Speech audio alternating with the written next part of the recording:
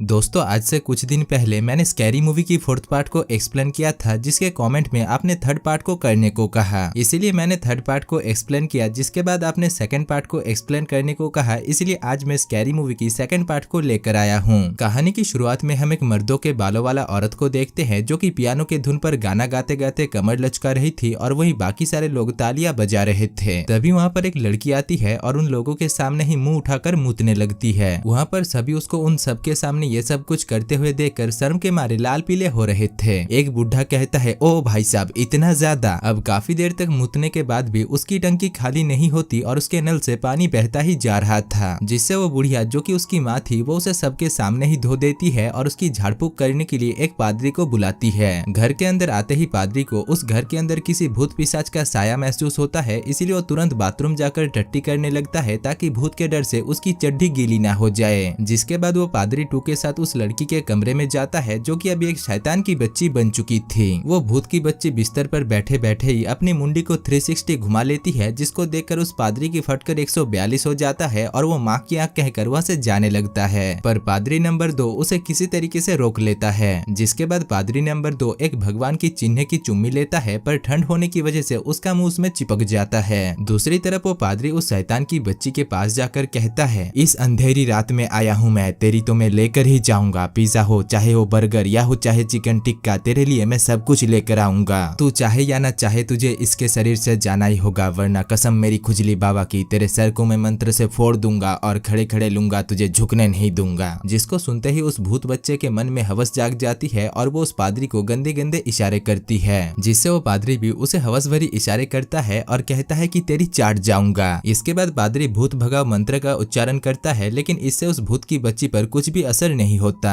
इसीलिए पादरी अपने जेब से एक बंदूक निकालता है और उसे टपका देता है। इसके बाद कहानी शिफ्ट होकर हमें 1 साल बाद की कहानी दिखाया जाता है। हम निर्मा को देखते हैं, जो कि अपने दोस्त सोंटू के साथ कॉलेज कैंपस में आकर बैठती है। वो दोनों काफी चिंतित थे, क्योंकि जल्द ही उनका एग्जाम आने वाला था। सोंटू कहता है, पता है, अपन इस कॉलेज में आकर बहुत इंपॉर्टेंट चीज सीख रही है, और वो है किताबों की कीमत होना। जिसके बाद वो उस किताब की एक पन्ने को फाड़कर कहता है, फोकट पेपर और फिर वो उस पेपर से सुट्टा पीने लगता है। निर्मा कहती है, मुझे लगता है मैं काफी बोर हूँ और बाकी सारे लोग काफी कूल। जिसमें सोंटू कहता है, ओ छोड़ना निर्मा, तू इतनी बुरी भी नहीं है, बस तेरे को थोड़ा सपाट बनकर रहना होगा, बिल्कुल अपन बीड़ू की तरह। चल ऐसे मत बैठ, ऐसे बैठ, बिल्कुल अपन की तरह। जिसके बाद वो उसे सियाना बनने की ट्रेनिंग देता है। आगे हम साइंटिस्ट अपाहिज को देखते हैं, जो कॉलेज के प्रोफेसर लालच बुरी बलाहे के पास जाकर कहते हैं, सर, मुझे भूत बंगलों में रिसर्च करने के लिए कुछ लड़के और लड़कियां मिल चुकी है, जिनको इस्तेमाल करके हम उस भूत बंगलों के भूत को लोगों के सामने लेकर आएंगे, जिसके बाद हमारा नाम इतिहास के पन्नों में लिखा जाएगा। हम उन सिलेक्टेड होनहार लड़के और लड़कियों को देखते हैं, जिनका दिमाग गधे के दिमाग से भी 4x स्लो चलता था। प्रोफेसर लालच बुरी बलाहे कहते हैं, तुम सभी होनहार बच्चों को यहाँ पर इसलिए लाया गया है ताकि तुम्हें बिना एग्जाम दिए ही ज्यादा से ज्यादा नंबर मिल सके, और इसके लिए तुम्हें एक रिसर्च करने के लिए शहर के खोपचे में जो पुराना घर है वहाँ पर जाना होगा। यहाँ पर हमें पता चलता है कि प्रोफेसर लालच बुरी बला है उन्हें बहला फुसला कर वहाँ पर लेकर जा रहे हैं। अब शाम के 6 बजे निर्मा अकेली ही उस भूतिया घर में पहुंच जाती है, जहाँ पर सबसे पहले उसकी मुलाकात एक अनपढ़ तोता से होता है, जो कि बिना वजह ही उससे कहता है, बैर की टकी, तेरी माँ को पिज्जा खिलाऊं। जिसके बाद वो किचन में पहुंचती है, जहाँ उसकी मुलाकात केयरटेकर टुंडा से होता है, जो कि कांदा काट रहा था, और उन दोनों को देखकर उन दोनों की हिफट कर 142 हो जाता है। वो कहता है, आई एम सॉरी, क्या तुम डर गए? जिसके बाद वो अपने बालों पर थूक लगाकर कहता है, मैं टुंडा हूँ, यहाँ का केयरटेकर, लेकिन तुम्हारा नाम क्या है प्यारी लौंडिया? जो कहकर वो अपनी टुंडी हाथों से उसके चेहरे को सहलाने लगता है। इसके बाद वो उसे उसका कमरा दिखाने के लिए लेकर जाता है, जहाँ पर रास्ते में एक हवस से भरा हुआ पुतला निर्मा के टाइट टाइट पिछोंडे पर हाथ डालता है। आगे जब निर्मा एक कमरे में घुस रही थी, तभी टुंडा कहता है, ओ नहीं नहीं, उस कमरे में नहीं लौंडिया, ना, वो अपने मालिक के आइटम का कमरा था। इसके बाद हम साइंटिस्ट अपाहिज को देखते हैं, जो कि लालच बुरी बलाहे को एक अंडरग्राउंड तहखाने में लेकर आता है। वहाँ पर वो उन्हें दिखाता है कि उसने पूरे घर में गोप्रो कैमरा लगा दिया है, यहाँ तक कि बाथरूम में भी, ताकि वो लोग उस भूत के बच्चे को रंगे हाथों पकड़ सके। आगे डिनर करने के दौरान उनके पास एक पटाखा लड़की आती है और कहती है, सभी लड़के बैठे ही रहेंगे या मुझे बैठने के लिए कोई कुर्सी भी दोगे? जिसके तुरंत बाद 2 कुर्सी खिसक कर उसके पास आ जाता है और एक व्हीलचेयर भी, जो कि साइंटिस्ट अपाहिज का था। थोड़ी देर बाद केयरटेकर टुंडा खाना लेकर आता है और अपने टट्टों को साफ किए हुए हाथों से ही उन्हें खाना परोसने लगता है। वो एक चिकन की छोटी सी छेद में अपना हाथ डालता है, लेकिन जब उसका मन नहीं भरता तभी अपने नीचे की उंगली को भी उसके अंदर डाल देता है, जो कि दिखने में काफी घिनौना था। जिसको देखकर वो लोग बिना खाए वहाँ से निकल लेते हैं। रात को वो लोग काफी मस्ती करते हैं और प्रोफेसर अपाहिज तो व्हीलचेयर को लेकर ही फिरकी मारता है। इसके बाद आधी रात को निरमा को कुछ आवाजें सुनाई देती है, इसीलिए वो अपने दोस्त बडी को लेकर उस आवाज की तहकीकात करने लगती है। इसी बीच उन्हें किसी के खून से लथपथ पैरों की निशान देखने को मिलता है और वो दोनों उसके पीछे पीछे फिर से एक अंडरग्राउंड तहखाने में पहुंच जाते हैं। वहाँ पर निरमा को कई वर्षों पुराना एक न्यूज़पेपर मिलती है जिसमें उस घर के मालिक ह्यूकेन और उसकी बीवी की मर्डर होने की खबर लिखा हुआ था। तभी उन्हें एक तस्वीर देखने को मिलता है जो कि ह्यूकेन की खूबसूरत पत्नी की थी और वो बिल्कुल निरमा की तरह ही दिखती थी।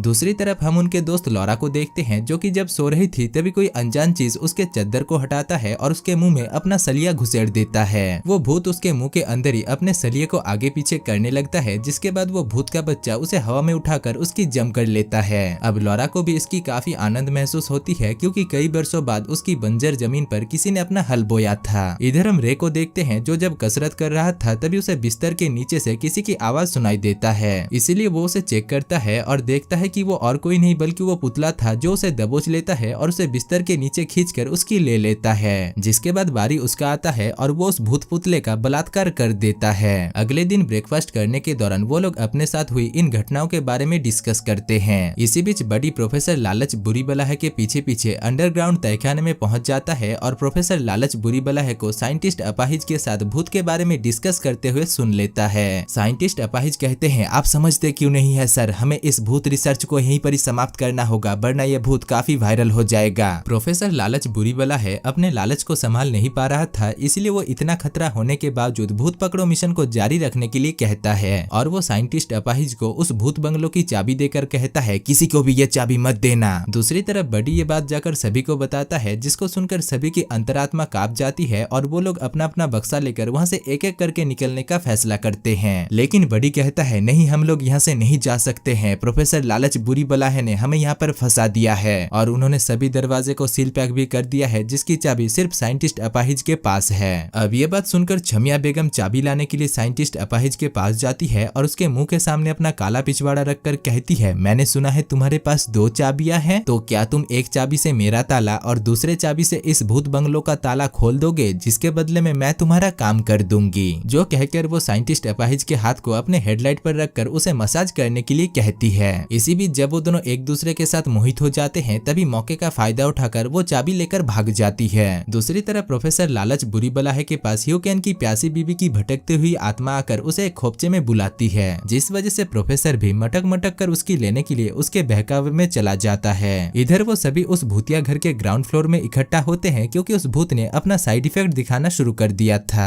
साइंटिस्ट अपाहिज उन्हें लैब में लेकर जाते हैं और उन सबको भूतों को मारने के लिए नींबू और मिर्ची से बना हुआ बंदूक देते हैं। साथ ही साथ वो उन्हें भूतों को देखने के लिए एडवांस टेक्नोलॉजी से बना हुआ दबंग चश्मा भी देते हैं। जिसके बाद वो सभी अलग अलग होकर उस भूत को ढूंढने लगते हैं। इसी दौरान निरमा बडी के साथ उस घर के बेसमेंट के अंदर पहुंच जाती है, जहां पर उसे ह्यूकेन की बीबी की कंकाल मिलती है जो कि उसके सामने आते ही जिंदा हो जाती है। अब वो कंकाल उसके पीछे पड़ जाती है और वो उससे बचने के लिए भागने लगती है और भागते भागते वो ब्रेंडा के पास पहुंच जाती है। इसके बाद ब्रेंडा उस भूत की बच्ची को अच्छा मजा चखाती है, जिससे वो भूत की बच्ची दुम दबाकर भाग जाती है। आगे हम लॉरा को देखते हैं जो कि ह्यूकेन की भटकते हुए आत्मा को दबंग चश्मा पहनकर ढूंढ रही थी। वो कहती है, ह्यूकेन कहाँ हो बेबी, मैं तुम्हें देने के लिए कब से बेकरार हूँ। दरअसल मूवी के स्टार्टिंग में ह्यूकेन की हवस से भरा हुआ आत्मा उसकी जो हवा में उठा कर लिया था, उसकी वजह से लॉरा उसकी दीवानी हो गई थी। इसके बाद हम सोंटू को देखते हैं, उसके पास ह्यूकेन की मरी हुई बीवी की प्यासी आत्मा आती है और उसे देखकर सोंटू से खोपचे में चलने के लिए इशारा करता है। लेकिन जब वो उसकी शक्ल को देखता है तभी वो काफी डर जाता है, लेकिन फिर भी वो उसके मुंह पर थैली डालकर खड़े खड़े उसकी ले लेता है। उधर निरमा जब बडी के साथ बात कर रही थी तभी वहाँ पर वो भूत पहुंच जाता है और उन दोनों को एक ठंडे रूम में लॉक कर देता है। अब ठंड ज्यादा होने की वजह से बडी की शरीर धीरे धीरे ठंड पड़ने लगता है, जिस वजह से निरमा अपनी गर्मा गर्म हाथों से उसकी टांगों को घिस घिस कर उसे गर्म रखने की कोशिश करती है। तभी बडी कहता है, हाँ हाँ हो रहा है, और थोड़ा ऊपर करो और थोड़ा ऊपर करो, करते रहो। जो कहकर वो अपनी पैंट की जिप को खोल देता है और उसे उसके तीसरे टांग को भी घिसने के लिए कहता है ताकि उसका शरीर गर्म रह सके।